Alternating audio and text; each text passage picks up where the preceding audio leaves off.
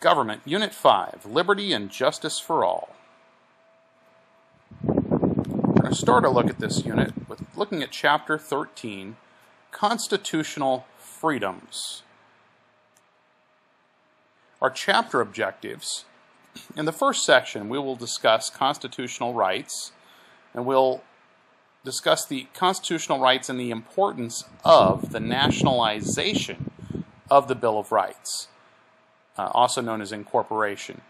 And in Section 2, we'll look at the freedom of religion. We'll explain the establishment and free exercise clauses that define the First Amendment's guarantee of religious freedom. Section 3, we'll look at freedom of speech. We'll explain how the First Amendment protects diversity of opinion in the United States. Section 4, we look at freedom of the press. We'll analyze the First Amendment protections for the sharing of information and opinions. And then, finally, in our final section, we will look at the freedom of assembly. We'll explain the freedoms and restrictions that are placed by the First Amendment upon gatherings of people. So, Section 1, Constitutional Rights. The Constitution guarantees the basic rights of United States citizens in the Bill of Rights.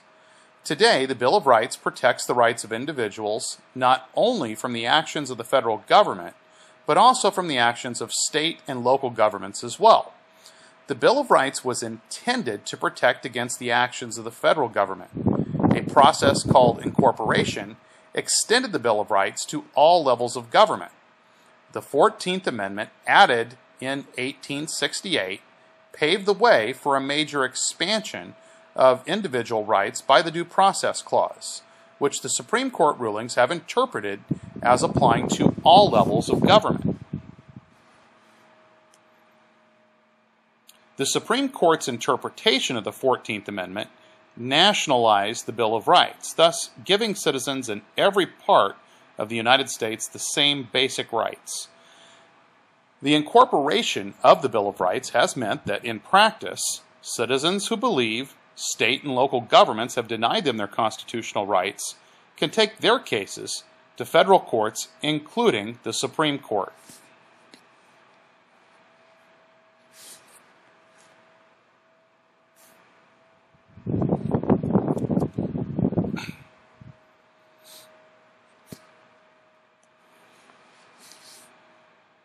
Section 2, Freedom of Religion.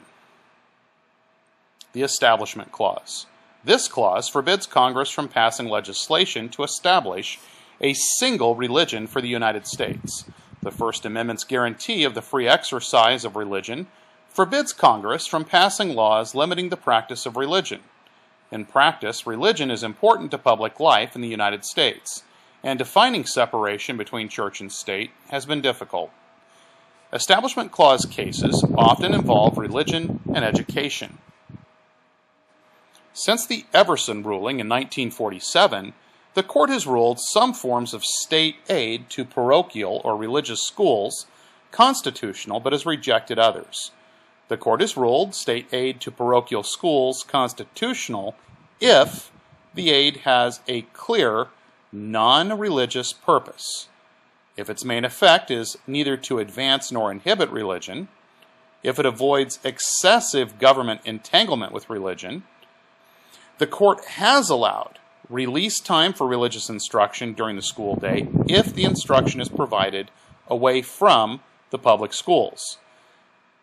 The court has struck down organized school prayers, but it has allowed student religious groups to hold meetings in public schools. Debate on the court's rulings involving religion has been heated and sharply divided.